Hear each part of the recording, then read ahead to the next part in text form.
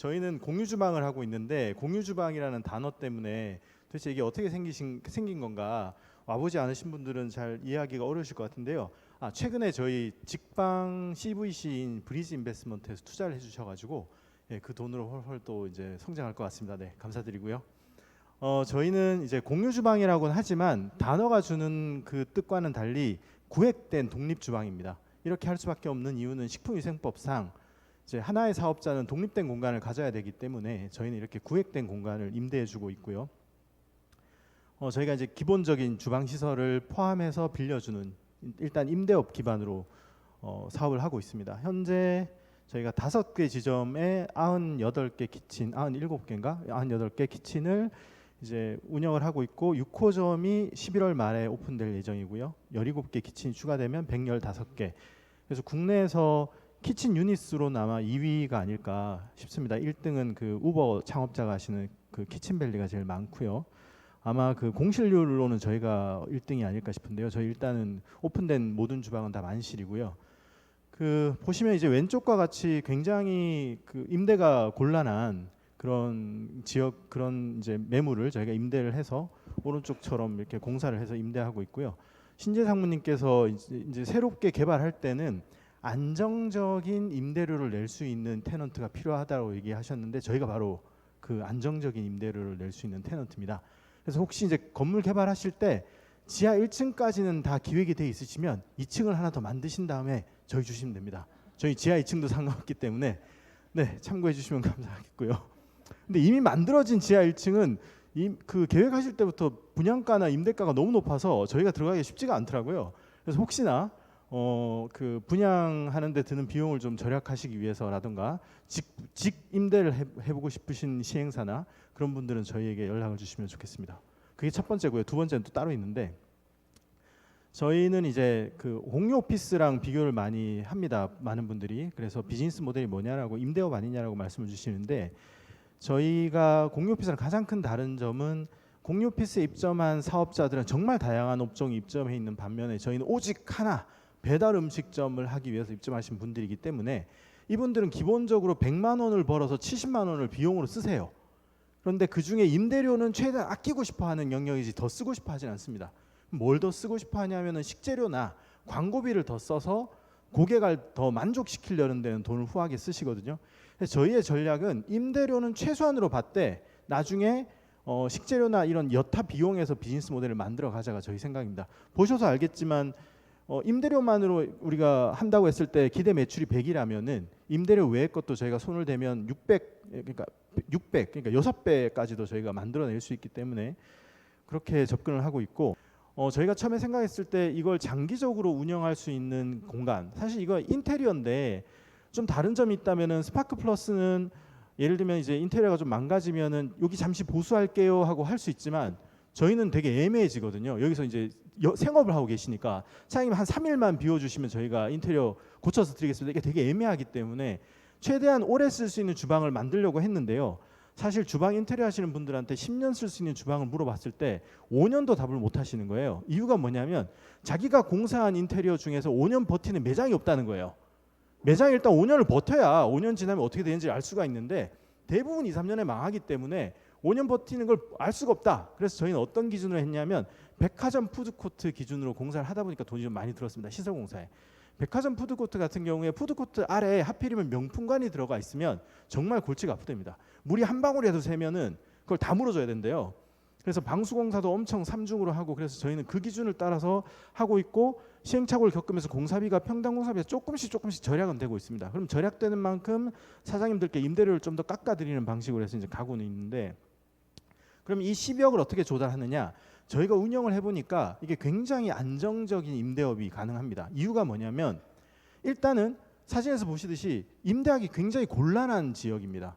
이 지역은 동아 아파트라고 서초동아 타워라고 주상복합의 지하를 아마 분양을 했던 것 같아요. 쪼개서. 그래서 건물주가 7분이 나눠 갖고 계신데 저희가 들어가기 전에 굉장히 오랫동안 공실이었고 저희가 그래서 파격적인 가격에 들어가서 임대료를 잘 내고 있는데 조금 아쉬운 거는 뭐 불가능하긴 했지만 처음에 저희가 갈 때 차라리 사라고 했었거든요.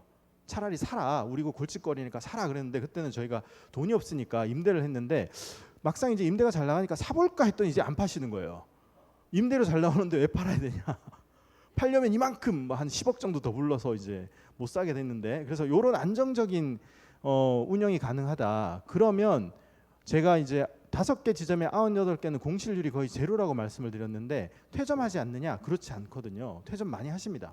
그래서 처음에 저희가 오픈했을 때는 나가시려는 분들을 어떻게든지 도와드려 가지고 안 나가게끔 하려고 했는데 시간이 지나다 보니까 대기 수요가 생기는 거예요. 그럼 차라리 나가시는 게 어떨까? 그래서 지금 저희는 대기 수요가 있기 때문에 나가신다고 하면은 새로 입점하시는 분이랑 날짜를 맞춰서 내보내 드리고 입점을 받기 때문에 사실 월세는 꼬박꼬박 잘 들어오는 편입니다. 잘 들어오고 있습니다. 그래서 상당히 이제 공실률이 낮은 안정적인 임대인데 이 공사비를 조달해야 되잖아요. 그래서 저희가 지금 공사비 펀드라는 걸 만들고 있습니다. 그래서 한 연이율 4%대에서 안정적인, 아까 앞서서는 이제 굉장히 고수익 뭐 2000%를 지향하시는 또 이제 포트폴리오도 있겠지만 가지고 계신 자본 중에서 이런 이제 안정적인 4%대 이율을 기대하시는 분들에게는 저에게 문의를 주시면 또 이 부분도 저희가 좀 해결해 보겠습니다. 그래서 두 가지, 첫 번째는 공간, 임대가 잘 안 되는 이렇게 골치 아픈 지하 공간이 있으실 때 저희한테 문의 주시면 저희가 원하는 거는 전용 면적 200평 플러스, 그러니까 너무 작으니까 효율이 안 나더라고요. 그래서 200평 이상 되는 공간에서 공유 주방이 들어갈 만하다. 공유 주방이 들어갈 만한 곳은 유동 인구가 많은 곳은 아니고요. 일단은 1인 가구가 많은 지역입니다. 그래서 1인 가구가 많은 지역에 오피스텔이 있는데 또는 상업 시설이 있는데 지하에 비어 있는 공간이 있다라고 하실 때 저희한테 연락을 주시면 저희가 가장 선호하는 지역이고요. 두 번째로 이제 내가 여유 자금이 좀 있는데 한 4%대의 이익을 얻고 싶다. 물론 이제 이게 그 저희 회사가 망하면 이제 다 끝나는 일이긴 합니다만은 직방에서 투자해 주셨기 때문에 우미건설도 저희 주주사고요. 그럴 일은 없을 거라고 생각해 주시고 어쨌든 임대는 굉장히 잘 나가고 있습니다. 그래서 이제 이렇게 두 가지를 말씀드리고요. 그러면 너네는 왜 그렇게 잘할 수 있느냐? 사실 저희는 IT 회사라고 부르고 있는데 저희가 만든 시스템을 한번 설명을 드리면 외부에는 발가락이라고 알려져 있습니다. 저희 CTO가 주문받고 배차하고 하는 과정이 굉장히 번거로운데 이걸 발가락으로 하게 해주겠다. 결국에 안 하겠다는 얘기죠. 그래서 발가락이라는 이름을 지어서 이제 쓰고 있는데 사장님들에게는 저희가 아이패드 하나를 드리고 아이패드로 주문을 받아요. 그럼 사장님 입장에서는 전화도 안 받아도 되고, 예를 들면 배민을 주문 들어오면 배민 앱을 띄우고 요기요 들어오면 요기요 앱을 띄우고 또 배달 대행 시키기 위해서 또 부릉 앱 포스에서 띄우고 이런 번거로운 작업 없이 저희가 드리는 아이패드로 다 받을 수 있다. 그래서 어떻게 동작하냐면 저희 클라우드에서 도는 저희 프로그램들이 사장님을 대신해서 각 플랫폼에서 주문을 다 받아서 다시 재가공해서 드리는 형태로 가고 있는데, 극단적인 차이로 이제 좌측과 우측이 이제 저희와 다른 경쟁사의 모습인데 저희는 본사에 있는 관제실에서 5개 지점 98개 키친을 원격으로 다 관리하고 있고요. 그리고 왼쪽은 이제 경쟁사인데 이렇게 좀 블러 처리를 제가 못해서 죄송합니다만은 그 19개 키친이 있는 역삼점이고요. 7개인가 있는 역삼점이고 보이는 모니터가 그냥 상용 포스입니다. 상용 포스 17개를 사서 대신 조작해주고 있습니다. 그래서 상당히 이제 스케일러빌리티에 대한 이슈가 있는 상황이고요. 저희는 이제 스케일러블한 비즈니스를 하고 있고, 그러면 이제 이게 단순히 스케일러블한 문제를 떠나서 뭘 할 수 있냐면은 사실 저희가 가져가려는 그다음 비즈니스 모델은 배달과 주문입니다. 아까 말씀드렸듯이 사장님들께서 임대료는 10% 이상 안 내려고 하시는데 통상적으로 플랫폼에 배달 또는 광고비로 한 26% 정도 쓰고 계십니다. 쿠팡 이츠를 쓸 때, 배민 라이더를 쓸 때 평균적으로 내는 돈, 또는 배민을 쓰면서 내가 배달 대행사에 쓰는 돈, 광고비, 배달료 합쳐보면은 매출 대비 한 26%, 7% 쓰고 계시거든요. 이걸 저희는 이제 비즈니스 모델화 하려고 하는데 가능한 이유는 저희가 데이터를 다 가지고 있기 때문입니다. 그래서 그 다음 하려는 게 묶음 배송입니다.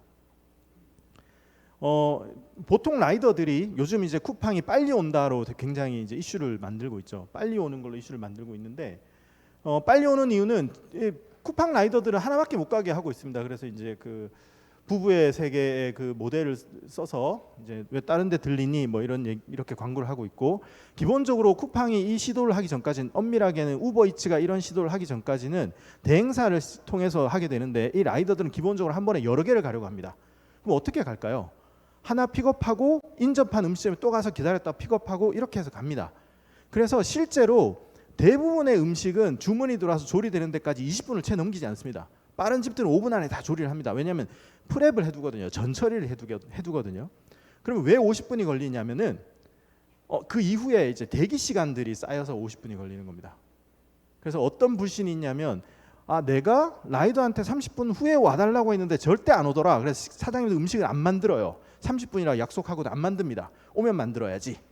그럼 라이더는 갔는데 안 만들어 놓는 거예요. 그럼 30분에 나는 절대 안 갈 거야. 35분에 갈 거야. 이런 불신이 쌓이고 쌓여서 일이 진행이 안 돼요. 근데 쿠팡을 정확하게 이걸 알고 어떻게 했냐면 하나만 가라예요. 그리고 사장님한테는 우리가 얘기하는 15분 후 17분에 만들어 주시면 무조건 간다를 개런티한 거예요. 어떻게 개런티했냐? 라이더들한테 한 건에 8,000원씩 10,000원씩 주면서 가라고 한 거예요. 시장 가격은 4,000원인데. 그래서 이 신뢰가 쌓이면서 사장님들 심리는 뭐가 쌓였냐면은 쿠팡 건 일단 먼저 만들어. 배민 건 일단 내비둬. 이렇게 됐어요. 지금 실제로. 그래서 라이더들이 여러 개를 묶고 가는 게 너무 당연시되고 있는데 이걸 막을 수는 없어요. 왜냐하면 이들도 시간당 벌이를 벌어야 되니까. 그러면 저희는 어떻게 할 거냐? 저희의 장점은 한 곳에 모여 있어요. 물류센터입니다. 허브입니다. 그래서 묶음 배송을 하려고 하는데 그러면 시장가가 4,000원인데 4개를 묶고 가는데 16,000원을 벌어야 될 이 묶음 배송을 저희가 10,000원에 과연 갈까 궁금하시죠?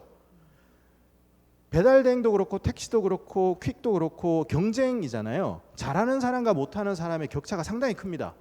그 차이는 뭐냐면 잘하는 사람들은 기가 막히게 동선을 짭니다. 업소의 성향을 기가 막히게 알아서 이 집은 가면 내놓는다 이런 걸 다 외우고 있어요. 얼마나 빨리? 거의 1초 안에 다 가져갑니다. 그래서 이들은 뭘 하냐면 고스트 키친은 주문이 많아. 고스트 키친의 주문이 떴을 때 고객 주소가 서초동 1300번지 때문에 무조건 잡아야 돼. 이런 게 기록되어 있는 거예요. 머릿속에. 그래서 잡아가면 하루에 100개씩 하시고요. 못하는 분들은 30개도 못합니다. 그럼 누가 가져갈 거냐면 30개 하시는 분들이 분명히 가져갈 겁니다. 어차피 자기는 그만큼 못해요. 근데 저희랑 같이 묶음 배송만 잘하면은 하루에 50개씩 할 수 있거든요. 그러면 이제 50개를 하게 해드리는 대신에 저희가 가격을 좀 다운시킬 수 있다. 그게 저희 그다음 비즈니스 모델. 그다음 뭐냐면 저희 자체 웹을 만들려고 하는데 이게 과연 되겠느냐? 배민이 쿠팡이 그렇게 돈을 많이 써서 고객을 유치하고 있는데 너네 무슨 제조를 할 거니 궁금하실 텐데 일단 요 그래프는 저희 그 입점하신 상점들의 매출을 가격대별로 구분해 본 겁니다. 1회 한 주문이 11,000원 이하인 것 그리고 제일 많은 건 이제 3만 원 초과인 것을 이제 가격대별로 어떤 점유를 하느냐를 보여드리는데 재밌는 거는 이거는 제가 드리려는 말씀하는 게 약간 사족인데 코로나가 배달 음식에 미친 영향 궁금하시죠? 일단 코로나는 배달 음식의 주문을 많이 끌어올렸습니다. 그런데 뭘 끌어올렸냐면 저희가 이걸 보고 이해한 건데 기본적으로 1, 2인분은 코로나가 있건 없건 꾸준히 팔립니다. 코로나가 있다고 해서 더 생기진 않는 것 같아요. 그래서 보시면 가격 객단가가 싼 주문들의 상대적 비중이 코로나가 이슈가 될 때마다 줄어듭니다. 비율이. 그럼 뭐가 느느냐? 3만 원 이상 주문이 정확하게 코로나 이슈와 일치합니다. 보시면 1월, 2월, 3월 올라갔다가 4월부터 조금씩 이제 나다녀도 되겠다 해서 쭉 내려가다가 8월 달부터 다시 올라가요. 그래서 저희가 코로나가 끼친 영향은 기존의 배달 음식과 친숙하지 않은 가족 단위 또는 여러 명이서 시키는 걸 만들어줬다인데 그럼 저희는 왜 이거를 자체 주문 앱을 만들 수 있냐라고 하면 제가 5분 안에 하겠다고 했는데 죄송합니다. 보시면은 이제 15,000원 이상의 주문이 차지하는 비중이 70%입니다. 15,000원을 저희는 2인분이라고 생각을 한 거죠. 2인분 이상이 70%, 15,000원도 양보해도 60% 이상은 절반 이상은 어쨌든 2인분 이상입니다. 그럼 이제 배달 음식 시킬 때 두 가지 패턴이 있는데 하나는 그냥 똑같은 거 시켜줘가 있고요. 하나는 이제 어쩔 수 없이 예를 들면 저희 집은 어쩔 수 없이에 해당되는데 저희 딸이 뭘 먹고 싶으면 저는 그걸 먹어야 됩니다. 저한테는 권한이 없어요. 그렇지만 저희 강남점에는 이렇게 많은 업소들이 있습니다. 27개의 업소가 이렇게 들어와 있는데 그러면 이제 저희 딸이 죽어도 그 닭강정을 먹고 싶다 할 때 저는 오마카세 스시를 먹을 수 있습니다. 배민에서 할 수 없느냐? 할 수 있어요. 어떻게 해야 되냐면 흑강정 집에 가서 주문하고 최소 주문비 맞추고 배달비 2,000원 달라 그러면 2,000원 주고 주문하고요. 다시 또 오마카세 스시류 가서 또 최소 주문비 맞추고 배달비 1,500원 주고 주문하면 됩니다. 그런데 저희는 한 번에 해결해 드릴 수 있고 또 하나의 장점은 같은 시간에 갑니다. 아직 하진 않았지만 그렇게 할 건데요. 그리고 같이 먹는다는 걸 만들어 드릴 수 있어요. 이게 여러 군데 시켰을 때 문제는 닭강정 먹고 있는데 전 앞에서 계속 맛있냐 이러고 보고 있는 거예요. 아빠 하나 먹어도 돼? 이러다가 이제 스시 나중에 오면 또 혼자 먹고 이런 걸 해결해 줄 수 있기 때문에 저희가 이제 자체적인 주문 웹을 만들고 이런 비즈니스를 통해서 저희는 매출을 낼 거 이익을 낼 거기 때문에 기본적으로 임대료는 영업이익을 내지 않겠다라고 생각을 해서 굉장히 저희가 투입한 비용 대비 경쟁력 있는 가격을 시장에 제시하고 있고, 거꾸로 사장님들이 궁금해하시는 거는 고스키친 그래서 안 망해요예요. 이렇게 만들어서 이렇게 싸게 주시면 망할 것 같은데 그럼 저희는 어떡하나요? 실제로 질문이 옵니다. 그래서 저희는 이제 이 업에 대해서 이제 1년 정도 오퍼레이션 하면서 나름대로 확신이 생겨서 임대는 임대 나름대로의 가격 정책, 저희가 고집하고 있는 가격 정책대로 했을 때 시장에서 절대 외면받지 않을 것이다. 그리고 공실률을 낮게 유지할 수 있다. 그리고 코로나 등등 때문에 배달 음식에 대한 수요는 더 폭발적으로 성장할 것이다 라고 믿기 때문에 저희에게 공간을 빌려주시거나 또는 투자를 하신다고 했을 때 절대 문제가 생기지 않을 거라는 걸 말씀을 드리고요. 마지막으로 하나만 더 보여드리겠습니다. 요건 네이버에서 이제 검색 빈도 상대적인 점유율입니다. 그래서 제가 세 가지 키워드를 가지고 누가 어떤 키워드를 많이 검색하느냐를 비교해 본 건데, 1번은 외식 창업, 2번은 배달 창업, 3번은 공유 주방 창업인데요. 보시면은 배달 창업이 공유 주방 창업, 외식 창업보다 검색 빈도가 더 많은 시점은 이미 한 2년 전부터 그런 트렌드였고, 코로나가 생기고부터 공유 주방 창업이 외식 창업보다 빈도가 더 많습니다. 그러니까 이제는 외식업을 해야겠다고 했을 때 홀 매장보다는 배달을 더 생각하시고요. 배달을 생각하실 때 기본적으로 공유주방 창업을 생각하십니다. 저희도 피부로 느끼고 있고요. 그래서 공유주방은 앞으로, 배달형 공유주방은 앞으로 굉장히 잘 될 것이다. 저희의 목표는 서울에 100개 지점을 내는 게 목표인데요. 여러 가지 관심 많이 가져주시고 연락이 필요하시면 저에게 개인적으로 말씀 주시면 제가 답변 드리도록 하겠습니다. 네, 감사합니다. 네, 수고하셨습니다.